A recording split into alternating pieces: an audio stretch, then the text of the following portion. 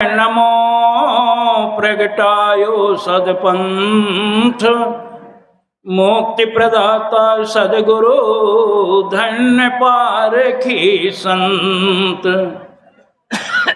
भ्रम मिटायो पथ विकट का निकट लखायो राम। ऐसे गुरुवर देव को कोटि कोटि प्रणाम। बोलिए श्री सद्गुरुदेव की। लगता है सुनते सुनते लोग ज्यादा ही बोर हो गए हैं। टाइम भी काफी हो गए, काफी टाइम से सुन रहे हैं लोग। और सुने भी क्यों? क्योंकि महात्मा लोग तो बदलते रहते हैं, लेकिन भक्त तो वही की वही है ना। खैर कोई बात नहीं, फिर भी इतनी देर बीत गई और थोड़ी और सही। जरा प्रेम से बोलें, बोलिए श्री सद्गुरुदेव की। बहुत सुंदर। परम पूज प्रातः स्मरणीय आचार्य प्रवर मंचासीन कुशल मंच संचालक संत श्री बना साहेब जी, व्रत विवेक संपन्न मुद मंगलमयी संत समाज, साधनारत आदरणीय साध्वी बहनें, पारखनिष्ठ भक्त सज्जनों, माताएं एवं बहनें, काफी देर से संत गुरु जनों के द्वारा आप विभिन्न विषयों पर उनकी बृहत चर्चाओं को श्रवण कर रहे थे। मेरे लिए भी आज्ञा हुई है, आज्ञा पालनार्थ कुछ कहने का प्रयास करूं।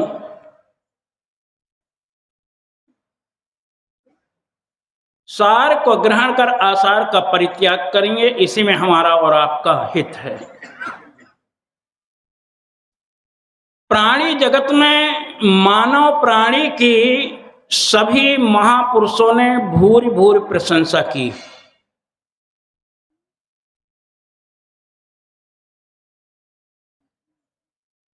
किंतु मानव जगत में दो कैटेगरी के व्यक्ति सदैव से होते आए हैं, सदैव रहेंगे ही। अगर और भी बारीकी से देखा जाए तो सृष्टि त्रिगुणात्मक है, और त्रिगुणात्मक सृष्टि होने के कारण से मनुष्य की वृत्तियां भी तीन प्रकार की वृत्तियां चलती हैं। फिर भी सद्गुरु कबीर ने विशेष करके जोर दिया। सद्गुरु कबीर ने कहा, मानुष तेरा गुण बड़ा।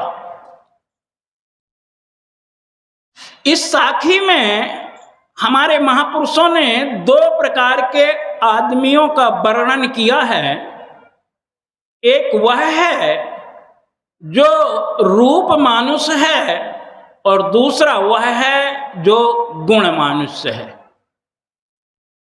प्रिय बंधुओं, रूप मानुष्य की कोई विशेषताएं नहीं है,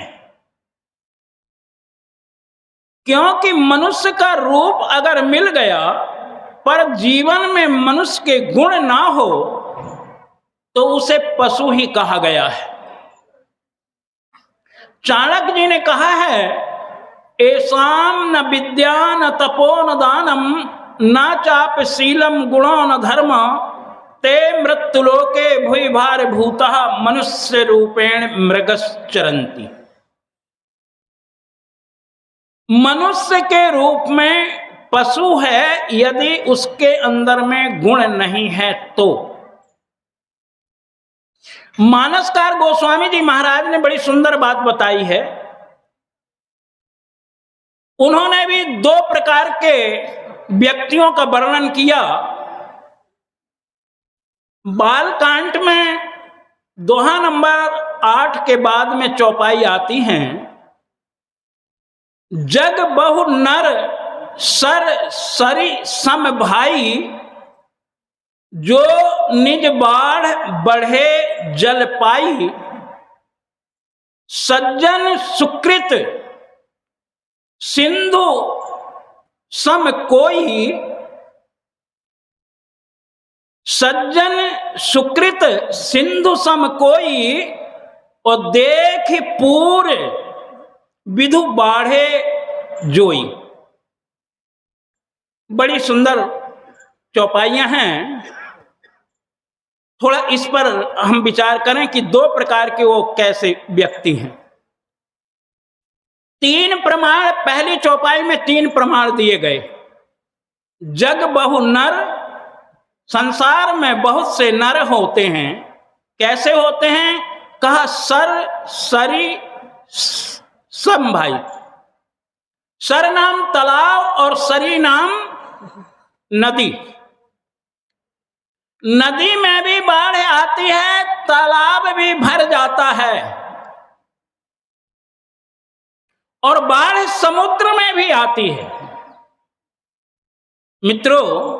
लेकिन दोनों की बाढ़ में बहुत बड़ा अंतर होता है।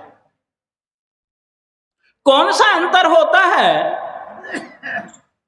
विचार करें।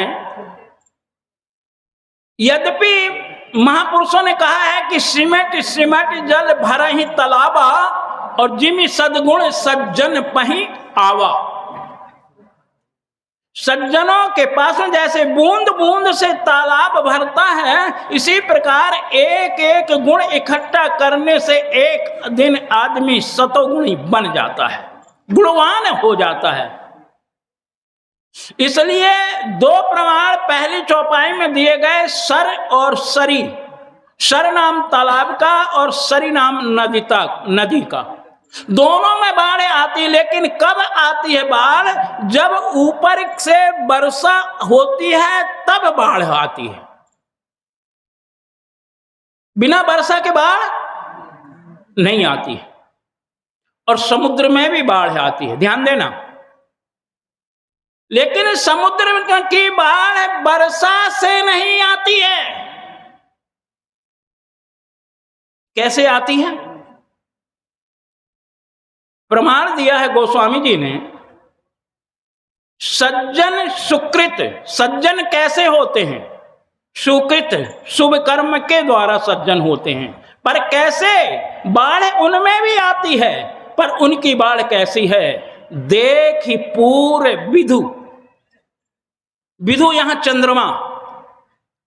चंद्रमा जब पूरा होता है, अच्छा भैया पूरा कब होता है चंद्रमा? आपको सबको मालूम है कि चंद्रमा पूरा कब होता है? जब पूर्णिमा का दिन आता है, तभी चंद्रमा पूरा होता है। और ज्वार भाटा कब आता है? कब आता है ज्वार भाटा?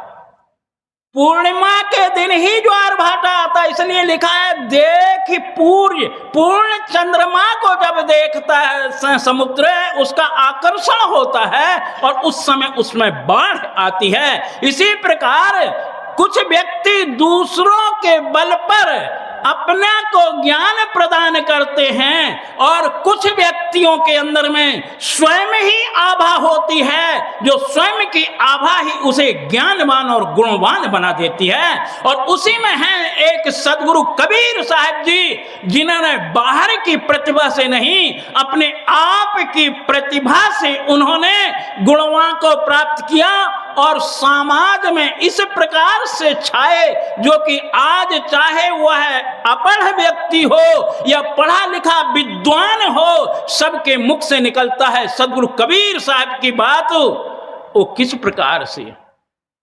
अगर अपढ़ व्यक्ति एक कहता है दुनिया 10 नंबरी, आपने सुना होगा, है ना? और विद्वान क्या कहता है? विद्वान सदगुरु कबीर की साखियों पर चर्चा करते हैं, सदगुरु की चौपाइयों पर चर्चा करते हैं।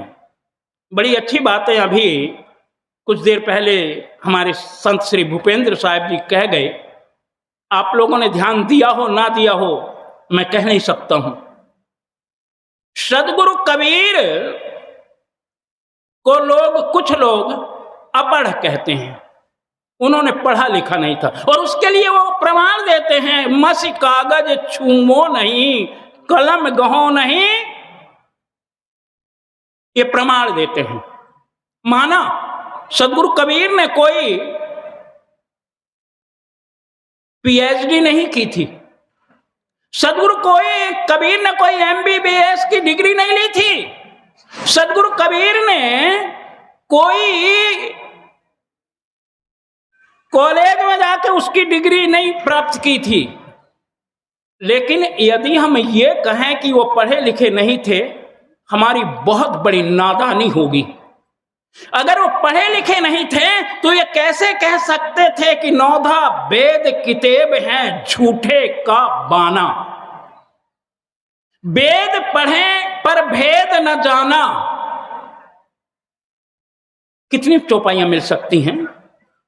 इसलिए सदगुरु कबीर ने पढ़े थे, चाहे वो सत्संग के द्वारा पढ़े थे, चाहे उन्होंने किसी से अक्षर विद्या को हासिल करके और तब वेद शास्त्रों का अध्ययन किया है, लेकिन बड़ी गहराई से उन्होंने अध्ययन किया है। ऐसे ही नहीं कहा है कि नौधा वेद किताब है झूठे का बाना, वेद पढ़ें पर भेद न जाना। सदगुरु कबीर के बीजक को देखने से ऐसा लगता है कि सदगुरु कबीर जिनके, और आश्चर्य की बात यह है, जिन महापुरुष की कृतियों पर आज लोग पीएचडी कर रहे हों, भला उस महापुरुष को कौन सा वेद पढ़ने की आवश्यकता थी या कौन सा स्कूल की उनको आवश्यकता पड़ सकती थी। इसलिए सदगुरु कबीर की स्वयं धारा थी, स्वयं का विवेक था, और सदगुरु कबीर के अंदर से वो धारा निकल रही थी।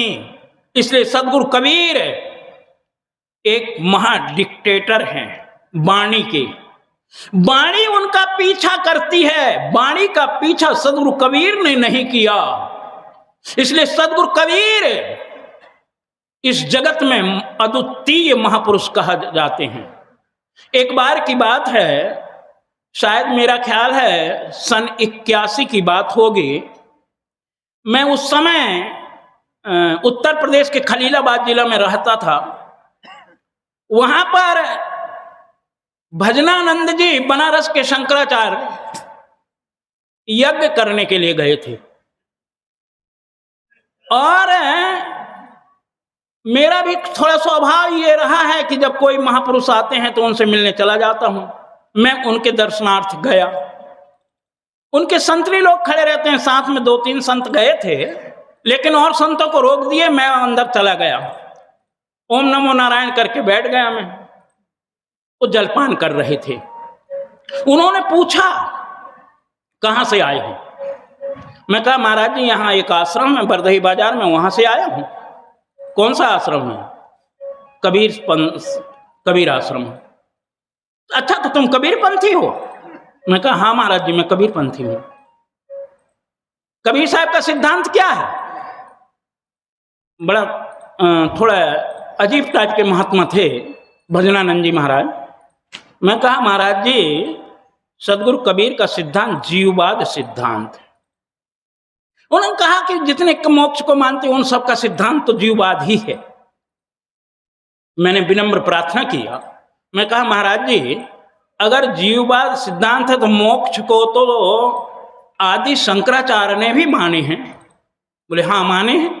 फिर मैं कहा महाराज जी, ये भी उन्होंने लिखा है, सन्नापि सन्नापि यदनापि सन्नापि सन्नापि सन्नापि यदनिह पृछन्ना। उन्होंने अर्थ नहीं पूछा इस श्लोक का, बल्कि उन्होंने क्या कहा कि कबीर साहब ने भी लिखा है, जहिया जन्म मुक्ता हता तहिया हता। इसका मतलब कबीर साहब की साखियां, कबीर साहब के बीजक ग्रंथ को उन्होंने पढ़ा। और यही नहीं, जब उन्होंने प्रवचन दिया तो प्रवचन में उन्होंने क्या कहा, मैं एक भगवान को मानता हूं। सदगुरु कबीर ने भी कहा है कि भैरे दुई जगदीश कहां थे। ये प्रमाण उनके थे। लेकिन मित्रों, उनकी ढुलमुल स्थिति थी, निश्चय आत्मिका नहीं। इसलिए वो पूरे प्रवचन में 2 भगवान, फिर 3 भगवान और फिर 5 भगवान को खड़ा कर दिया उन्होंने। और बात बात में शास्त्रार्थ के लिए ललकारना तो उनका स्वभाव था। लेकिन मैं भी मंच में बैठा था, जब उनका प्रवचन समाप्त हुआ मैंने विनम्र प्रार्थना की। मैं कहा, महाराज जी मैं तो आपका बच्चा हूं, क्या शास्त्रार्थ करूंगा, लेकिन आपके वक्तव्य से ही मुझे कुछ शंका है, कृपया करके इसके निवारण कर दीजिए। क्या शंका है? मैं कहा, महाराज जी आपने कहा था 1 भगवान, पश्चात 2 भगवान, बाद में 3 भगवान और उसके बाद आपने 5 भगवान को बताया। वेदांत के अनुसार क्या व्याघात दोष नहीं है? और जब मैं इस बात को कहा तो उनका एक उत्तर था। क्या उत्तर था जानते हैं आप? सुनिएगा, बड़ा बड़ा आश्चर्यजनक। मैं अपने मंच पर किसी को समय नहीं देता हूं। क्या कहा? मैं अपने मंच पर किसी को समय नहीं देता हूं। मैं कहा, महाराज जी समय नहीं देते हैं तो शास्त्रार्थ कैसा? और जब इतने बात कहा तो उनका सिर नीचे हो गया। 10,000 की पब्लिक रही होगी, तुरंत ताली पीट दी। सज्जनों, ज्ञानी को भी अहंकार होता है और वह अहंकार ऐसा ले जाकर के डुबाता है। इसलिए हमारे महापुरुषों ने 2 प्रकार के व्यक्तियों को बताया है। यों तो जहां विद्या होगी मित्रों, वहां अहंकार का नाम नहीं होगा, क्योंकि महापुरुषों ने कहा, विद्या विनय संपन्ने ब्राह्मणे गवि हसनी सुनी चेव स्वापाके च पंडितः समदर्शिनः। जहां पंडिताई होगी वहां समदर्शन होगा, वहां अहंकार नहीं होगा। और अहंकार है तो वहां विवेक नहीं, ज्ञान नहीं, बोध नहीं, केवल बाह्य शास्त्रों का है, स्व का बोध नहीं है। और स्व का बोध ना होने के कारण से व्यक्ति अहंकार में डूबता है। इसलिए गीता में कहा, अहंकारम बलम दर्पम कामम क्रोधम च संश्रितः इहन्ते काम भोगार्थ मन्या ये अर्थ संचयान। सबसे बड़ा दुश्मन है। सदगुरु कबीर ने कहा, हो जाना कुल हंस हो ताते कीना संग, जो जानत बगबावरा छुए न देते अंग।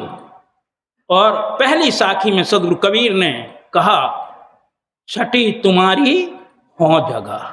जहां ये हो जग जाता है वहां पर ही व्यक्ति को बर्बाद कर देता है। इसलिए इस हों से हमें बचना चाहिए, इस अहंकार से बचना चाहिए। और अहंकार एक प्रकार का नहीं, हमारे महापुरुषों ने 5 प्रकार के अहंकार बताए हैं। ध्यान देना, 5 प्रकार के अहंकार। विश्व तेजस प्राग प्रतिज्ञात्मा निरंजन, सबसे सूक्ष्म से सूक्ष्म अहंकार है। और यह अहंकार ज्ञानियों को भी खा जाता है। और इसीलिए यहां मानसकार ने कहा था, क्या कहा? देख पूर्य, जब पूर्णिमा पूर्य होता है तभी ज्वार भाटा आता है। किसको? चंद्रमा को नहीं। चंद्रमा में कभी ज्वार भाटा आया क्या? आ भी नहीं सकता है। आता किसको है? जल में, पानी में, समुद्र में। और समुद्र में भी आता क्यों है? एक बहुत बड़ा वैज्ञानिक रहस्य छुपा हुआ मित्रों। चंद्रमा में गुण है क्या? शीतल। और पानी का गुण? पानी का गुण क्या है? पानी का गुण भी शीतल है। इसलिए कार्य कारण व्यवस्था है। अपने कारण को देख करके कार्य स्वाभाविक उसमें लहर आ जाती है। इसीलिए ज्वार भाटा समुद्र में आता है। मित्रों, शास्त्रों में बड़ी गहराई छुपी हुई है, पर उस गहराई को हम समझें। इसलिए एक शब्द को लेकर के कोई विवेकी, कोई ज्ञानी बैठता नहीं, उसको पकड़ के हट नहीं करेगा, क्योंकि एक ही शब्द के बहुआयामी अर्थ हो सकते हैं। और बहुआयामी अर्थ होते हैं, इसलिए तो 3 चीज की आवश्यकता पड़ी है, लक्षणावृत्ति और व्यंजनावृत्ति और एक और कौन सी है, अभिधा। 3 कारण है, तीनों का जब तक आपको पूर्ण ज्ञान नहीं होगा तब तक अर्थ सही नहीं कर सकते हो। अगर 3 में से ज्ञान नहीं है तो अर्थ का अनर्थ कर जाओगे। कैसे अनर्थ कर जाओगे, ये बात समय घड़ी जो है इंकार कर रही है, इसलिए मैं इस बात को अभी नहीं बता पाऊंगा आपको। कभी फिर समय लगेगा तो इस बात को पुनः मैं बताऊंगा कि अर्थ का अनर्थ कैसे किया जाता है एक सी शब्द में। समय कर रहा है इंकार है। आप सबके हृदय में बैठे हुए उस परम तत्व को मेरा नमस्कार है। बोलिए श्री सद्गुरुदेव की।